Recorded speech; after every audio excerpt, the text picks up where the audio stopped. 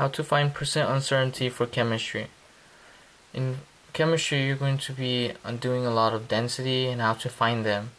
And to find density, you need volume and mass, which will be given to you, or you have to measure it. But for this exercise, I'm going to take an example of volume. So let's say I have 13.0 as my volume, milliliters, 9.0 as my grams, which is mass. So you need the units to know which is which. Now you need to find the uncertainty, not the percent uncertainty, just the uncertainty. And the uncertainty is, you need to know two things for it. First, how many values there are after decimal point, and what tool you use to measure volume and mass. When I'm trying to find volume, I most of the time use graduated cylinder, and graduated cylinder isn't digital. Whereas when I try to find grams, I use digital.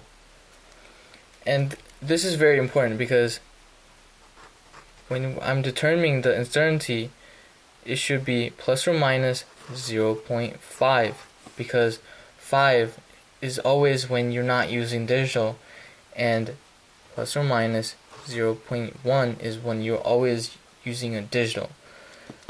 And notice how I have only one value after the decimal point. It's the same here. We need to make sure it matches. So let's say I had 13.01, it will be plus or minus 0.05. So now let's get back here. So to find the density, we need to know the formula. This is also important, which is density equals to mass divided by volume. And we need to make sure this is the same when we are putting the equation. So let's put the equation down. This will be 9.0 plus or minus 0.1. Is that the parentheses? Divided by 13.0 plus or minus 0.5. Alright, so we now have an equation to refer to. So now we need to find what this whole video is about, which is percent uncertainty. And to find percent uncertainty, you need the formula uncertainty divided by value times 100. Basically 0.1 divided by 9.0 times 100. So here we have 0.1 divided by times 100. So let's take out the calculator and let's see, 0.1 divided by 9.0, I get 0.011 repeat times 100. Make sure we do this. So we have 1.1 repeat.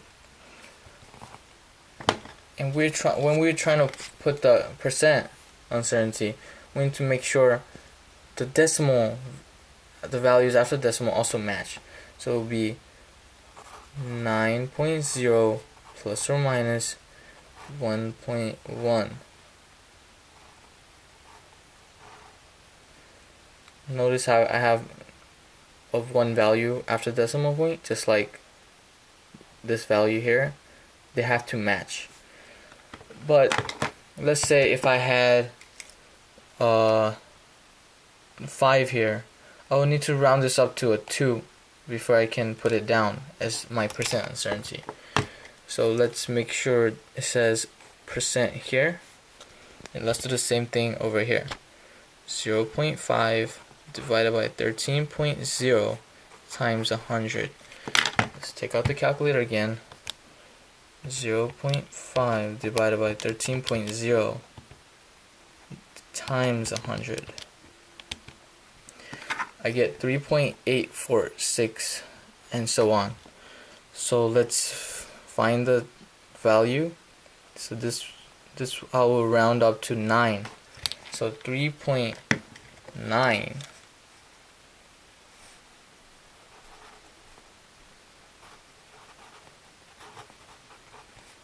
3.9%